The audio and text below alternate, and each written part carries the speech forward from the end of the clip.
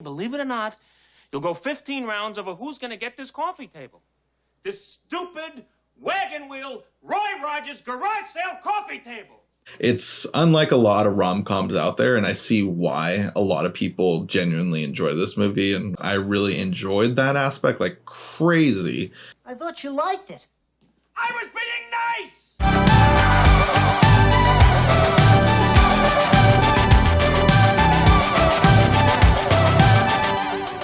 Happy New Year's, guys. My name's Blaze. My name is James.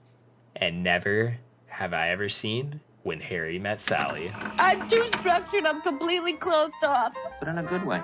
And I'm gonna be 40. When? Someday. In 8 years. It's not the same for men. Charlie Chaplin had babies when he was 73.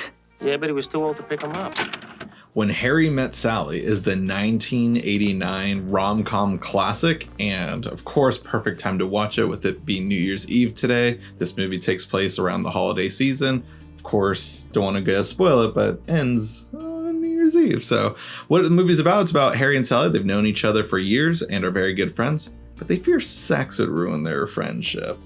That whether you agree with that or not, whatever, but we're here to talk about the movie. This is my first time watching it, and Blaze, what made you decide to watch it for the first time this week?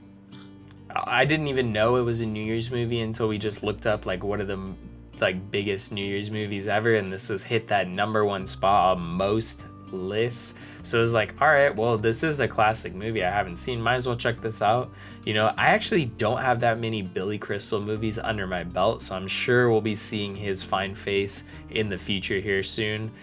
But this was one where, like, okay, everybody knows. If you have, I've never seen it, you've never seen the movie, but you at least knew that this one scene, right? Yes, I know what scene you're going to talk about, but I'll let you talk about it. Yeah.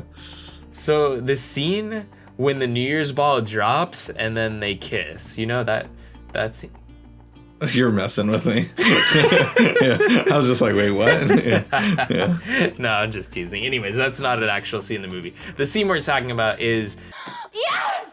Yes! Yes! Oh! Oh! Oh! Oh, God. Oh.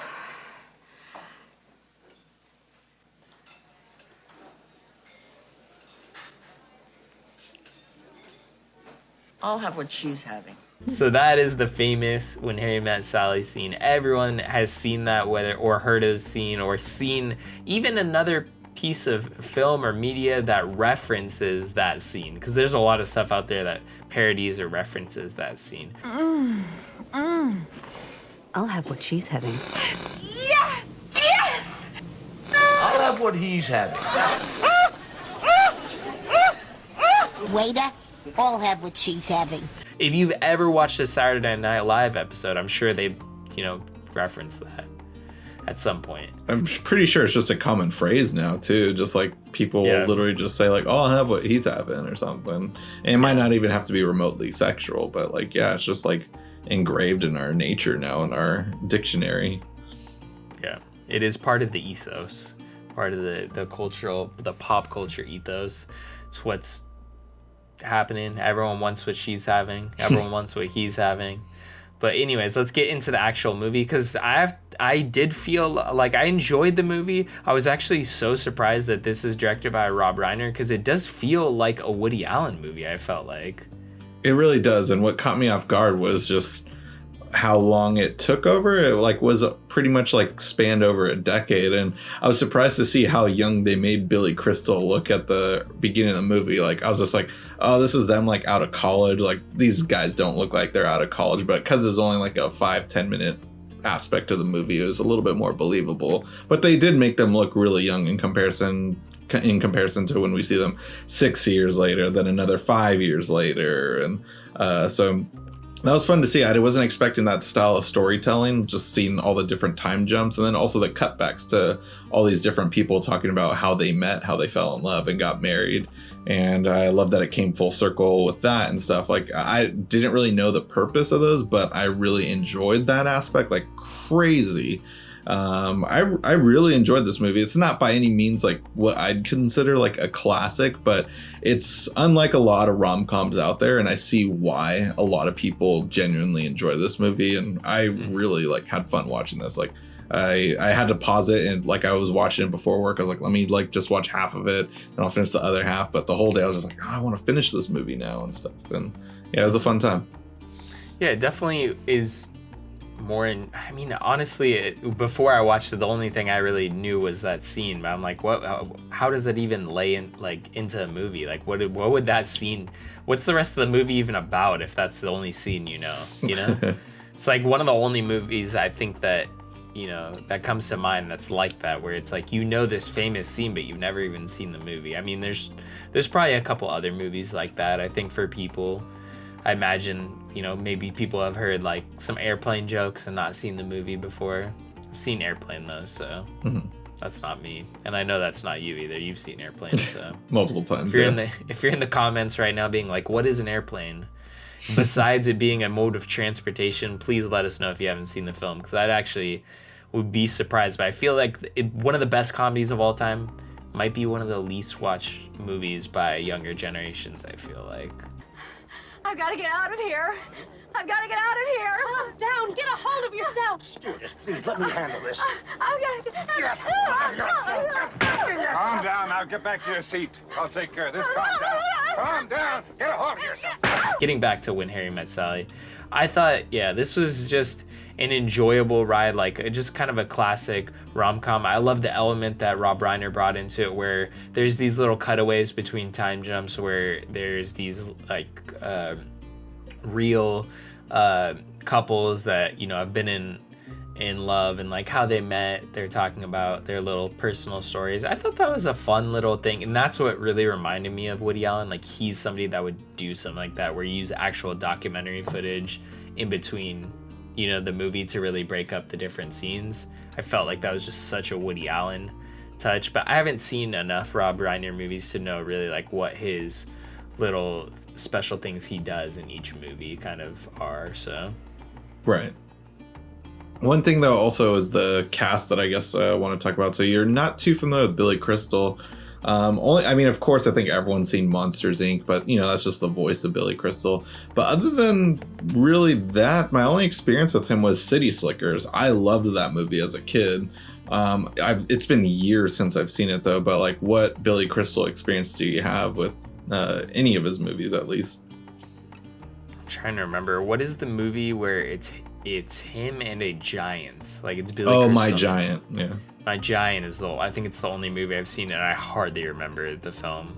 I do remember when that movie came out, but I can't say I've seen it though. But I remember hearing that it was touching, cute, but also sad at the same time. And yeah. Like I know Billy Crystal, he's like a national like phenomenon. He's hosted Academy Awards so many times.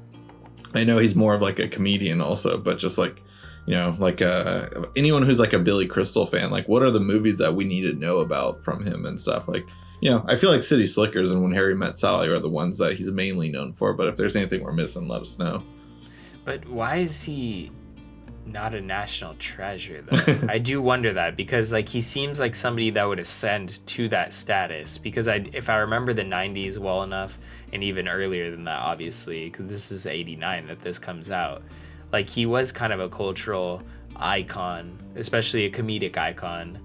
But why didn't he ever ascend to, being a national treasure like Bill Murray, the other Bill that people always love? But I feel like the majority of people, like Bill Murray's almost become a meme in a sense, where like people are just like, oh, Bill Murray. But like, do they really love all Bill Murray stuff, or they just like the idea of Bill Murray, the concept, the national icon, right? The fact that he's almost like a Santa Claus or a Easter Bunny in a way, where he just appears and lets you have the greatest night of your life and just disappears in the darkness. I think that people love the idea of Bill Murray like that.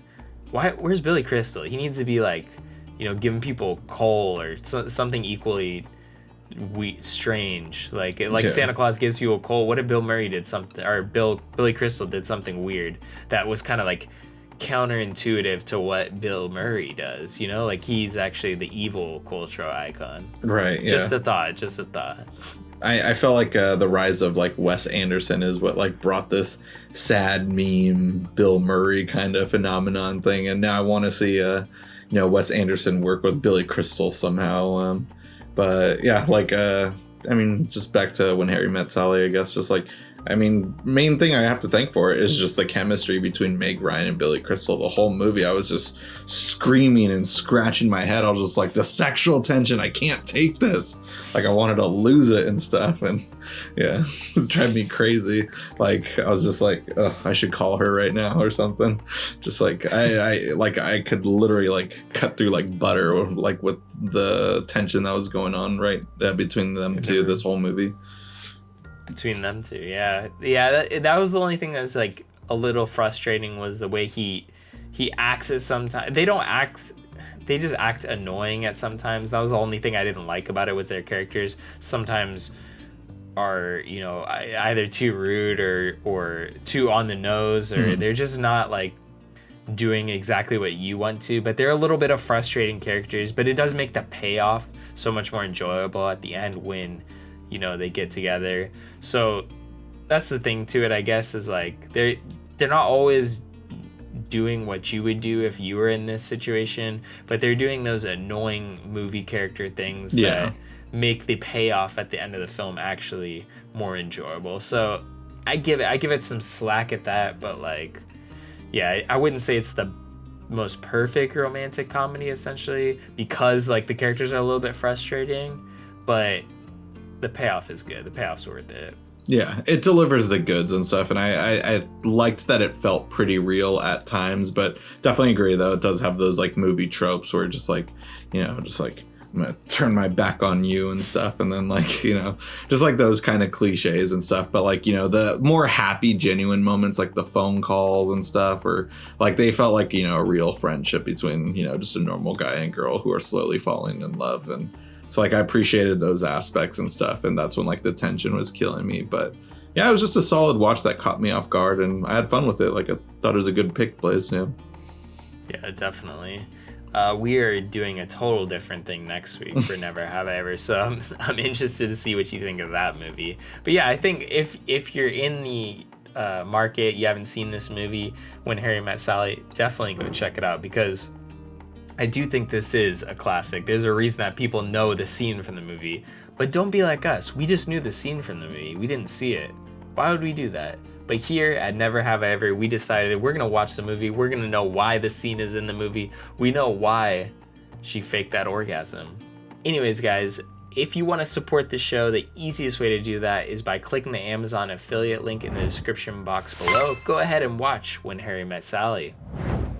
After doing that, leave a comment letting us know what you thought about that movie. That's a great way to help us out, as well as smashing that like button. That's a great way too. And if you haven't, if you're new to watching us, hit that subscription button and click that notification bell to get our latest updates on new videos.